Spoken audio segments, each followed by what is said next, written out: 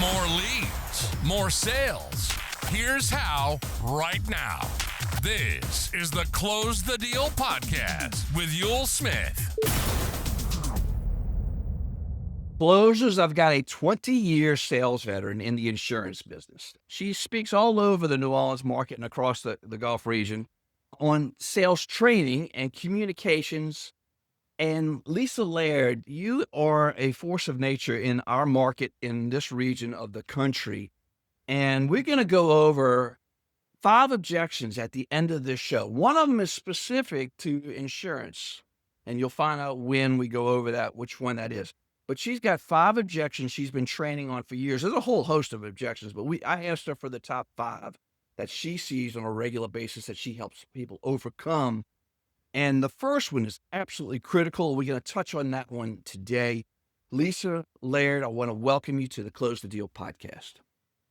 Thank you so much. Excited. Yeah, so I got a question. What is the biggest mistake that you see salespeople make? They let people tell them how to do their job. Yeah. When you walk into a business, you have to set the standard of this is how we execute and this is what I can do for your business. And I think sometimes business owners are very used to taking control of their environment, their employees. Therefore, they try to tell you how to do their job. And that's why sometimes we fail. You know, many years ago, I had a plumber that wouldn't let me do my job. And I had to take a step back and say, you're great at plumbing. You're a master plumber. You have 25 employees. It is impressive what you have built. You're very good at what you do, but I'm also very good at what I do. You have to let me do my job to solve the problems that you hired me for. Yeah. And when it comes to sales, I feel like when we walk in a business, we still give them that control.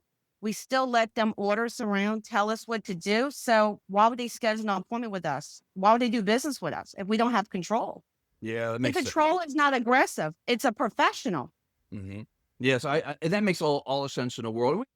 And we'll see that unpack as we go through this conversation. Yes. And that's a natural progression. Real quick, what are you grateful for that helped you get you where you are today? My children. Your children. My children.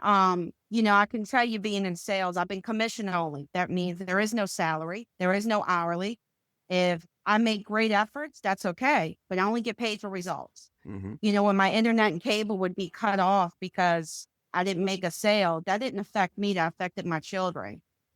When I couldn't, go get groceries because I had to put money in the car to go solicit, that affected my children. And you realize how good you are, but I tell everybody, I didn't realize how good I was until I had to be. Yeah.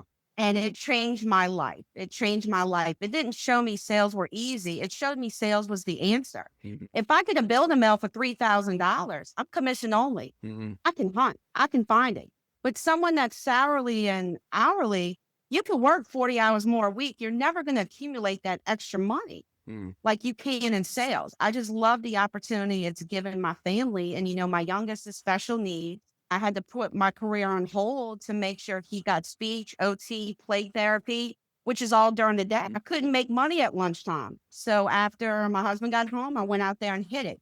What other position than sales could have saved my family from going bankrupt with all the appointments in his care? He couldn't attend school at one point. So I owe everything to sales. I tell everybody, God gave my son a voice. He is speaking. So now it's my turn. I want salespeople to have that voice. I love that. And that is a very powerful why. And I think people need to tap into why all the time for what they do. I really got into sales back in 06. Well, about 05, 06 after Katrina, because I had my first child in 05 and I didn't want him in daycare from 8 to 6. I know some parents have to do that, but I wanted a flexible job and I didn't even graduate in business, but I took a chance to be there more for my children. So from the beginning, that's been my motivator. That was your driver from the outset. I drive. Yeah, you did. There's no doubt about that. When people meet you in person, they figure out real quick, you are truly a force of nature. Thank you. Thank you. All right.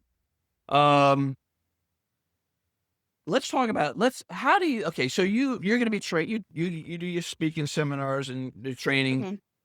Let's talk about the educational process. What are the things that you help people with in educating them? What makes a good salesperson? And then how do you educate them? And then we'll unpack we'll do the role playing in a minute. When it comes to sales, the truth is the one that's most prepared wins. I related a lot to sports. Teams, you can have 30 men on the field that are very talented, but if they're not prepared for the game, they're going to lose. Talent will take you so far. Sometimes I sit with people who are great talkers, great conversation starters, but you have to know how to prepare. You have a lot of competition in sales. So I teach people how to fact find, know the business you're going after, know who you need to talk to, know the best time to go. For example, if you're soliciting restaurants, do you go at 11 o'clock? No. You don't aggravate a restaurant when they're making money. Go after 1:30 when lunch dies down. Daycare. Do you go to a daycare at 9 o'clock trying to set appointments when people are dropping off their kids and they're getting, classrooms settled? No, you go at nap time at 12:30, 1 o'clock when the kids are sleeping. So you just got to learn industries. It's all about being prepared and going at the right time. Because if you go in a business at the wrong time, they'll remember you negative. You were the person that bothered them, not the person that tried to sell them. You and I met because of a good friend of mine. And I had, when I was in my prior role years ago, I was executive director of Louisiana Seafood Promotion Board for 13 years. And we were a promotion and marketing board. So we had salespeople calling on us every day. Sometimes 4 and 5 people would call on us. Probably 1,000 people, but 3 people stood out to me. One of them is a dear friend of both of ours. And he's the one that introduced me to you and how we've gotten to know each other, John Barenko. And he's in an elite class, I consider, along with you. Absolutely. So what makes someone fall into that category? Right off the bat, I knew it was more than transactional. He was trying to help me in other ways. So let's unpack that a little. I do think confidence does help when you're in sales and you appear to be confident about what you speak about. So something I teach sales reps is the GET method. It's called greet, explain, time. When you walk in a business, you greet who you are. My name is Lisa Laird. I own a business called NOLA Persistence. Then you explain. I have great solutions that can help your sales team just to impact their growth and their confidence. Then you end with a time. I'm going to be seeing clients next Tuesday around 1 p.m. See you then. The reason why you do that, because when you're dealing with customers, you have 30 seconds to earn another 30 seconds. I think sometimes sales reps walk in and say, hi, my name is Lisa Laird. I own a business called NOLA Persistence. When are you available? Here's the problem with that. When you ask somebody when they're available, you just told them your calendar's fully open. Companies like to do business with confident, busy companies. If you don't show confidence and you don't show you're busy, then they feel like they're going to be your guinea pig. You're someone you're going to get good on. And that's scary. When you sit with someone like John, he's not so much that fast introduction, but he reeks that great confidence, that great eye contact. And I find John's gift is conversations. He is a great conversation starter. He knows what to say to get you talking. Just like when I did my explain, I have great solutions for your sales team. In return, you're going to say, what type of solutions? And I got you. You got to know the key words to get someone to ask you questions, because then you earned another 30 seconds to keep going. Yeah. Another thing I wanted to mention, I don't pause. When you pause, you show lack of confidence. You know that with phone solicitors. If somebody calls you, they pause 3 times, you know they're reading a script. They're not reading from here. That's confidence. And when I'm role playing with people, I teach them, don't pause. I'll make you laugh. I had to teach a room of phone solicitors one time, and they each had a jar. And in the jar, I gave them $2 in quarters. Every time they paused, they owed me a quarter. And she got so frustrated with me, and she said, you don't understand. I get a little overwhelmed, I can't catch my breath. And I was very nice. I said, well, man, when I asked you about your daughter, man, you spoke so great about her activities, her cheerleading, her dance. You didn't pause one time for over 4 minutes. When you're confident, it flows. Yeah. And it's contagious. I want to hear more. When you pause, you lose someone. And I think Don has a great way of doing a question to make you talk. And he listens, but his next question is building the whole time you're talking. Yeah. And you think about the part with and questions are key, right? Because that's how you're going to gather the information to solve whatever the problem is that they've got. And it might be Well, not, that's and, fine. Yeah. and it may not be the problem they lead with, right? They really have a deeper problem. Can you unpack that how you see that unfold often? But if you listen, people will sell themselves. Because if I mention something solution based, for example, and you start saying, well, what if this happened? And what if that happened? You'll just keep giving me examples on what if this and ABC happened? How are you going to work with that?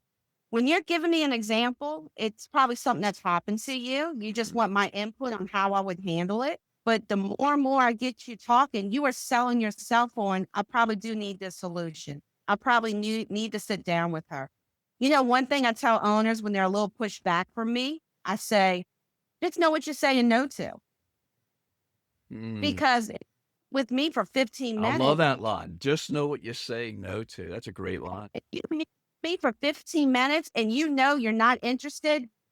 Imagine how sharp you're going to be with the next 20 sales reps that try to get this appointment. You've already heard the pitch. So I'm going to make you even better if you're not interested. But if you're interested, and I can solve a problem, we all win. I love that. I love that. All right. So John and I were talking, and we network a lot in the community. And networking is how your name came up, because I was just talking about how I was shifting the podcast, wanting to, in the past, the first 100 episodes, we spoke to entrepreneurs and franchisors. We're shifting more to the sales and the marketing for professional salespeople and for business owners so they can drive more leads and get more sales. So talk about networking in your world, because that's key as well for referrals. So networking is also conversation starters. I'm a firm believer when I walk up to someone in a business event, we all paid a fee. We all join this group for a reason. If I come up to you and I'm going to say, you know what, Mr. Smith, I think you and I should go get coffee. I think we can help each other's business out. The reason why you have to set the standard, you don't want to say, get coffee. Because when we sit down and have coffee, you may think we're talking casual. But when I say, let's see if we can help each other's business out, you know we're talking business at that meeting. And I can give you a great example. I once had a guy call me up. Oh, I saw you at a chamber event. I want to take you to lunch, Lisa. What he said. He spent 45 minutes trying to sell me a life product. By the way, I'm licensed in life. And I looked at him and I said, I let you do your pitch and I can see you're new to business, but can I just be honest with you? And he said, yeah. I said, I service over 100 clients. My relationships are actually bigger than my client list. You've yet to ask me about who I know. You are more driven for a sale than you are a relationship. So I think in networking, we have to set the standard from the beginning. It's just like doing a sales call. Set the standard. Let's go have coffee and see how we can help each other grow our business versus look happy. Yeah. Because to be honest, I never set the standard after he asked me, and neither did he. So we wasted 45 minutes of his sales pitch. Wow. So I'm a firm believer when you're networking, you're there for business. You're there for business relations. You're not there to talk about your kids and your family. So let's keep it business. And I think we'll be more productive. Now, it's great to talk about how the Saints are breaking our hearts. It's great to talk about how Tulane barely won this last time. But the real reality is we're here for business. That's right. And that's what networking really is. I mean, that's the goal. What about referrals? I mean, you have a phrase called referral generator. Let's talk about that. I love referrals. I learned a long time ago that when I would ask somebody, oh, Mr. Smith, do you know anybody you can refer me to? And, people wouldn't give me referrals. I used to do gift cards like for coffee. Nobody would give me a referral. And then it came to me. It's not my business owner's job to build my business. It's my job. So let's say you're a tugboat company. I would actually say, hey, I'd like to come by and see if you can look at something for me. I would walk in with a list of 25 tugboat companies with names. And I would say, you know what, Mr. Smith, I love working with tugboat companies. In fact, I'm going to go to these 25 tugboat companies. Can you highlight who you know? I would get 10 referrals in less than 10 minutes. That's awesome. You're going to join us at one of our networking meetings. And it's in my book, and the reason why I started doing that, because instead of me looking in the mirror like nobody wants to refer me. They say I do a great job. I learned that I gave them no direction. For you just to want a spot to build your business, that's very hard. And for me to give you direction and you want to help me, you will. And let me tell you, years ago, I had a guy circle 10 people out of 25. Where else can you go and get referrals in 10 minutes like that? He even called some of them in front of me. Hey, Lisa was going to stop by and introduce herself, but I realized, man, we're good friends. Our families know each other. I want you to set that appointment right now. Here she is. I mean, you can't buy referrals better than that. That was phenomenal. And I learned that with trade companies because I learned trades are not always in competition. That's right. They're like networkers. They meet in the mornings, electrical companies. They all try to help each other in their business. So I learned with trades real quickly. If I come in with a list, they actually want to help their fellow, other, business owners. Like some of them mentor. I know a lot of plumbers, electricians, construction companies, they mentor other people starting their business, kind of like what you do. And it was easy. I learned the game very quickly, but I tell you what, I love teaching my referral techniques. I love to play ball, in networking. I'm not afraid to say, you know what, Mr. Smith, I sent you 3 introductions. It's been 9 months. I haven't gotten one from you. Why don't we have a conversation on how I can help with that? Or if you're utilizing someone else, I respect relationships. I just might have to go find another relationship. And I think in business, we're so scared to have those conversations. So we just quit talking to each other. And this is a small city. You got to have, and look, this presentation you just advertised for me. Yes. I'm going to go over those tough conversations on how to have them. Yeah. And that's another thing. You're putting yourself out there. By doing that, you become the authority in the space. If you've closed 3 leads that I've brought you, I'm very happy. I want to help grow your business. But if you haven't even given me a phone call, Lisa, I'm working on one for you. Yeah. You need to have a conversation because that tells me you're probably networking with someone else. And if it's effective, I'm very happy for you. But you got to know how to play ball. You got to. Okay. Let me shift gears a little bit. We're going to get to the objections here in 1 second. I've got 2 things I want to do. I want to ask you a question. And this is a really important question. This is a very tough question in the city of New Orleans. Someone's coming to town and you need to do business with that person. Where are you taking them to dinner to close the deal? I'm Mr. John's girl. I love me Mr. John's on St. Charles. Oh my goodness. What do you get? I don't know if you ever ate there. Oh, I'm getting my filet. They have Hudak shrimp. They wrap it up in bacon with the jalapeno sauce. Life changing. I like my sweet potatoes. I love my asparagus, but I don't know what they do to those steaks. But wow, I'm going to Mr. John's. Phenomenal steaks. I love Superior Seafood if I do a brunch now. If I do a brunch on Sunday, I'm a Superior Seafood person. Okay. Yeah. All right. Yeah. And anybody listening to this show, I always ask the question. And when I get somebody from New Orleans, I have to restrain myself because we could talk about food for the next 30 minutes and not get to what we need to get to. All right.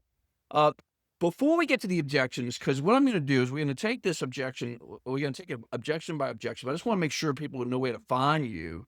And where can people get in touch with you? We're going to post this on the webpage for you. But where can people? What's the best way for people to find you? You can go to my website. Actually, if you go to my website and subscribe to my newsletter, you can download a PDF booklet that I put. Or my cell phone is fine, or email. I'm very proactive. I try to stay on top of communication. So what's the website address? We'll put that on the we'll put that on the website. What is the website address? It's the name of my company. It's nolapersistence.com. nolapersistence.com. All right, Lee. So let's start going through the objections one by one. And I want to go through each objection. I'll be the person you're trying to sell to. And after we go through it, let's unpack each one, and we'll just take our time going through them.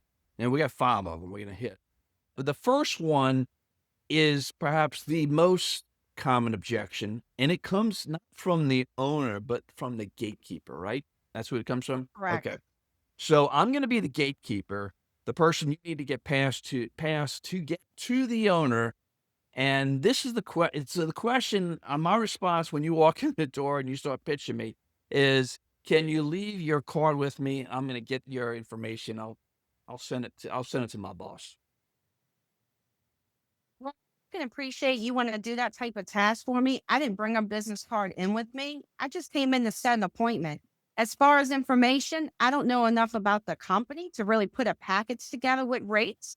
But if you can see if the owner has a moment to greet me, I'd love to set that up so we can take care of that. Well, he asked me to get your card. Anybody who comes in the door, just kind of calling on us. I'm just going to get the card and I'll pass it off to him. I can appreciate you still wanting to do that for me, but I have to be honest with you. 20 years in the field, no one's ever called me back when I've left the card or information. It just hasn't been effective for my business. So what I'm going to do is when I'm back in the area, I'll just stop by and see if he has a moment to greet me. Oh, he's not here a lot. So, I don't know. And that's okay because I'm actually going to be in this area the next few weeks. I'll just pop in again and I'll see if he has a moment. I appreciate your kindness. But again, I don't have a card with me. I can't give you information because it's not a prepared packet, but I'll wait till I meet with him. Well, if you don't have a card, I just don't know if he may not even want to do business. And listen, that's okay. I wouldn't want to do business with somebody just because I had their card and information. I would love to hear their pitch and their services. Again, I'll just stop by at another time and see if I can catch him. Okay. I'll work in this area. Okay. You notice I'm nice, Yes. but you're not going to win. Yes. You're going to keep coming back. And I gave that 20-year because I have done that. I've had some people very aggressive, like, well, you need to leave a card. To be honest, in 20 years, nobody's called me back. Yeah. It's just not effective for me and my business. I'm basically telling you, this is how I run my business. Yeah, that makes sense. I think if I walk in your business, you're like, hey, leave your card, give me rates. You basically just told me how to do my job. So why would I be better than the last 100 people that try to get your appointment? That's the key right there. Because they're not going to pass the card on, are they? Or, No, when I tell you in 20 years, I'm not going to lie. I've maybe had 5 phone calls. And let me explain why you don't give someone your card. This is important. When you give someone your card, the problem with giving someone your card, it's going to go into a basket or a bin with the other 300 cards. I once had a gatekeeper that got very aggressive, and I said, ma'am, can we just be honest? I know you're going to put my card in a bin with the other 200 cards, and she giggled. She even showed it to me after I said that. She has a desk with just business cards. So do you want to be in a business or growing or chasing? Because if someone's just throwing your card in a box, you are going to chase. But if you want to grow, make a statement. I'm not like the other 100 that listen to you. And I will not give information to a gatekeeper. And I will tell you, sometimes they get aggressive. And I would say to you, do you make decisions for the business? I'm sorry, I can only give my information to the decision maker. But thank you for asking. Set this standard from the beginning. If you give them your card and all your information, they just told you how to do your job and you listen to them. So why would they do business with you? Wow. Oh, you left a card here. And you know why? Sometimes it could be they got mad at their broker and they dug everywhere and found my card. It's basically a ball of luck. Oh, dig through those cards. Who does insurance? I'm mad at my broker. I'm sorry, I can't pay my bills on luck. I pay my bills on results. Yeah, that's a great line. I love it. Okay, that was part 1 of 2 with Lisa Laird for Close the Deal podcast. We're going over 5 of the most common sales objections. She just hit the one. The brick wall everybody faces with the person at the desk that's hell-bent to stop them. So the next one we're going to go over, she's going to go over with you, we're going to go over with you, is what do you do when someone just wants you to give them information, which is their way of dismissing you? She's going to go over that one plus 3 more of the most common sales objections people see in sales. This is the Close the Deal podcast. Details on this episode you can find on closethedeal.com, closethedeal.com. Now on to the next episode with Lisa.